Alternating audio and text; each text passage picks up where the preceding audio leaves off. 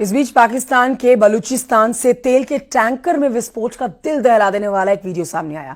इस वीडियो में तेल के टैंकर में जबरदस्त धमाका हुआ और वो वीडियो आपको दिखाएंगे हम। ये देखिए वीडियो आप देख रहे हैं, तेल के टैंकर में जोरदार धमाका हुआ है।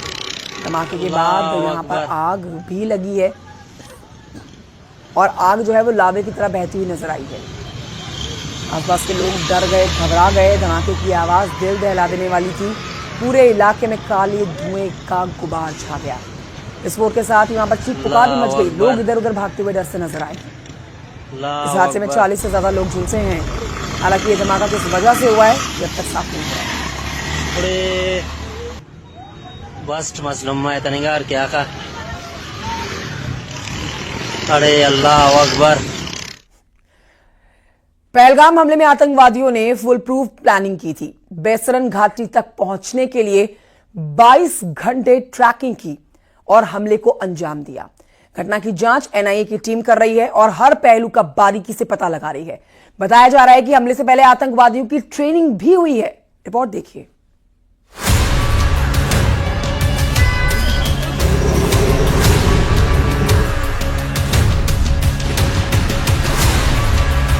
जम्मू कश्मीर के पहलगाम की बेसरन घाटी में हुए आतंकी हमले में हर रोज नए खुलासे हो रहे हैं,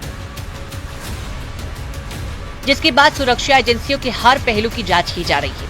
ये तस्वीरें अनंतनाग की हैं। सुरक्षा बल के जवान पहरेदारी पूरी सख्ती से कर रहे हैं। अनंतनाग में सड़क से लेकर जंगल और आसमान से सर्च ऑपरेशन चलाया जा रहा है। हर आने जाने वाली गाड़ियों की तलाश ली जा रही है। दूर दराज के जंगलों से सर्च ऑपरेशन चलाया जा रहा है। ड्रोन के जरिए भी सर्च ऑपरेशन चल रहा है। सूत्रों की माने तो पहलगाम आतंकी हमले की प्लानिंग पाकिस्तान में बैठे आतंकी संगठन लश्कर-ए-तैयबा के आंकाओं ने की थी। बेसरन घाटी में हमले के लिए आतंकियों को पाकिस्तान में ट्रेनिंग दी गई। जांच से पता चला कि आतंकवादी कोकरनाग के जंगलों से 20-22 घंटे पैदल चलकर आए थे। आतंकियों ने एक लोकल कश्मीरी और एक टूरिस्ट से मोबाइल फोन भी छीने थे। सूत्रों के हवाले से बताया जा रहा है कि हमले में 4 आतंकवादी शामिल थे, जिसमें 3 पाकिस्तानी और एक स्थानीय आदिल ठोकर हुसैन था। एनआईए की टीम फॉरेंसिक एक्सपर्ट्स की मदद से पूरे बेसरन घाटी में सुराग तलाश रही है। जाने की कोशिश करूंगा। ये गेट है उस पार्क का। जब वहां पे अंधाधुंध फायरिंग हुई टूरिस्ट पे, जितने इर्द गिर्द टूरिस्ट थे वो जब भागे तो वो इस कीचड़ में फंस गए। आखिर ये है वो सबूत। जो टूरिस्ट हर तरफ से बच्चे, ये देखिए किस तरीके से वो फंस गए थे यहाँ पे कीचड़ में। सूत्रों के मुताबिक आदिल हुसैन 2018 में मजहबी तौर से कट्टरपंथी बनने के बाद हिजबुल मुजाहिदीन में शामिल हुआ था। वो वैध दस्तावेजों के साथ पाकिस्तान गया, जहां उसने लश्कर-ए-तैयबा के साथ कड़ी ट्रेनिंग ली। 2024 में कश्मीर घाटी लौट आया और कश्मीर में पाकिस्तानी आतंकवादियों का मददगार बन गया। उसकी मदद से ही पाकिस्तानी आतंकियों ने कोकरनाग के जंगलों में 22 घंटे की ट्रैकिंग की। जांच में ये भी सामने आया है कि आदिल ने अपना नेटवर्क भी बना रखा था। पर्यटकों के बीच रोजी रोटी कमाने वाले भी उसके मुखबिर थे। जांच के दौरान ये भी जानकारी मिली है कि दुकान के पीछे से 2 आतंकी आए थे। AK-47 और M4 राइफल से गोली चलाई गई। बेसरन के घटनास्थल से चाइनीज स्टील कारतूस भी मिले, जो बुलेट प्रूफ जैकेट को भी छलनी कर सकती है। 2 अन्य आतंकवादियों ने जिपलाइन एरिया के पास से गोलीबारी की। इसके बाद चारों आतंकियों ने पैंट उतरवाई, कई पर्यटकों के धर्म की जानकारी पुख्ता की और गोली मार दी।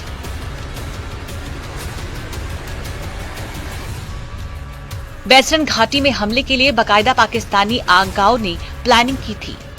ट्रैकिंग रूट के अलावा सूत्र ये भी बताते हैं कि ड्रोन हमले की साजिश भी रची गई थी, लेकिन वो प्लान फेल हो गया। आतंकी ट्रैकिंग रूट के जरिए पर्यटकों से भरी बेसरन घाटी पहुंचे और हमला कर दिया। फिलहाल एनआईए की टीम हमले से जुड़ी जानकारी जुटा रही है और जांच कर रही है। Bureau report, news 18।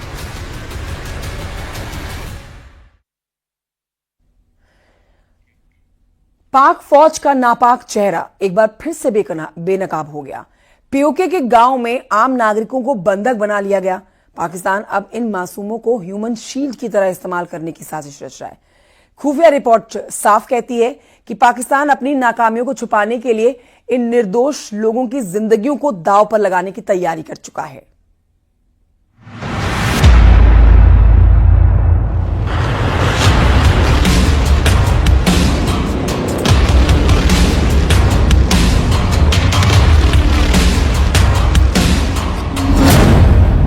पाकिस्तान की नई साजिश बेनकाब। सरहद पर गांव वालों को बनाया बंधक। ह्यूमन शील्ड बनाना चाहता है पाकिस्तान। पीओके में मासूमों को बनाया ठार।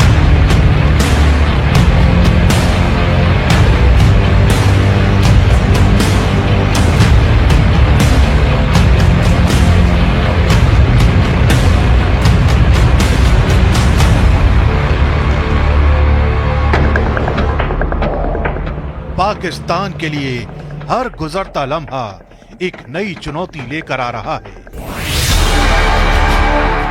इन चुनौतियों के बीच पाकिस्तान की एक और साजिश का पर्दाफाश हुआ है। इस नई साजिश के तहत युद्ध की आशंकाओं ने पाकिस्तान को इस कदर डरा दिया है कि उसने पाकिस्तान अधिकृत कश्मीर के पास के गांवों के लोगों को बंधक बना लिया है।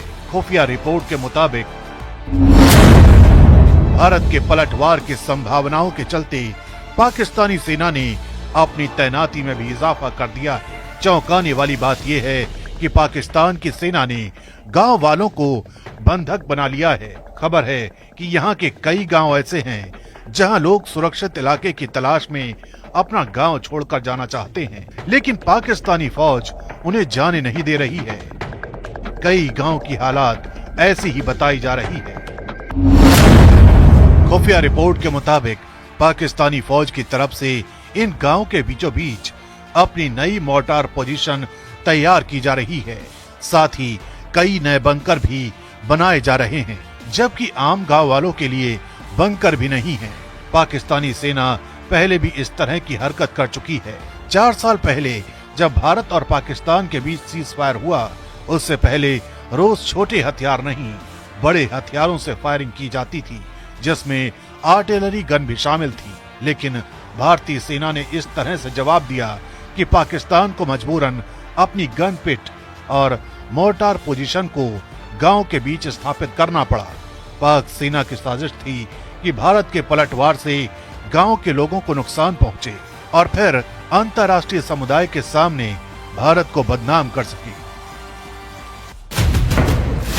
साल 2020 में तो पाकिस्तान ने सीज फायर वायलेशन के सारे रिकॉर्ड तोड़ दिए थे। एक साल में 3500 से ज्यादा बार गोलीबारी की थी। भारत ने उसका माकूल जवाब दिया, लेकिन पाकिस्तान ने ये दावा किया था कि भारतीय सेना ने गांव वालों को निशाना बनाया, जबकि हकीकत ये है कि उसने अपनी गन पिट गांव में ही बनाई थी। जहां से एक फायर आता तो भारत की तरफ से 2 फायर किए जाते।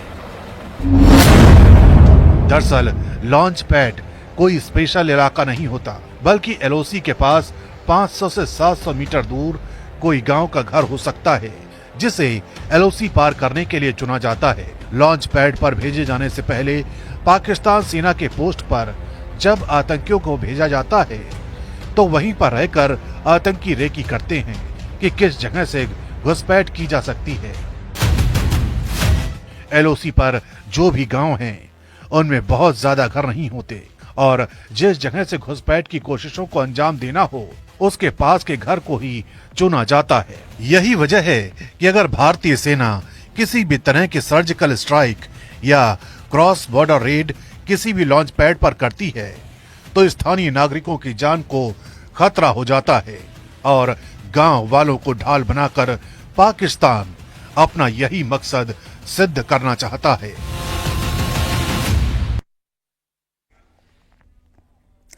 और ये बढ़ते आगे कुछ और खबरें आप तक पहुंचाते हैं। शाहजहांपुर की बात करेंगे, जहां पर पुलिस ने खुद को सचिव बताने वाले एक शातिर नटवर लाल को गिरफ्तार किया है। पुलिस और प्रशासन के आला अधिकारियों को फोन करके शातिर आदेश देता था। आरोपी कई जिलों में एसपी और डीएम को फोन करके कई काम करवा चुका है। खुद को अधिकारी बताने वाला आरोपी खूंखार आरोपी है। शक होने पर अज्ञात आरोपी के खिलाफ थाना सदर बाजार मुकदमा में दर्ज किया गया है और पुलिस ने सर्विलांस और एसओजी की टीम के ज्वाइंट ऑपरेशन के बाद इसको पकड़ा है। फतेहगढ़ करने वाला है और इसके द्वारा मोबाइल फोन से अधिकारियों को फोन किया था उसमें ट्रू कॉलर में मुख्यमंत्री का व्यवस्था अधिकारी बीजेपी ऐसा करके आता था। अपने आप को यही पद दर्शा करके विभिन्न प्रकार के वो डिमांड्स करता था, काम करने को बोलता था। ऐसा ही एक फोन उसके द्वारा मेरे एसयूजी पे भी किया गया था। शंका होने पर उसमें अभियोग पंजीकृत कराया गया एवं आज इसको अरेस्ट किया गया है।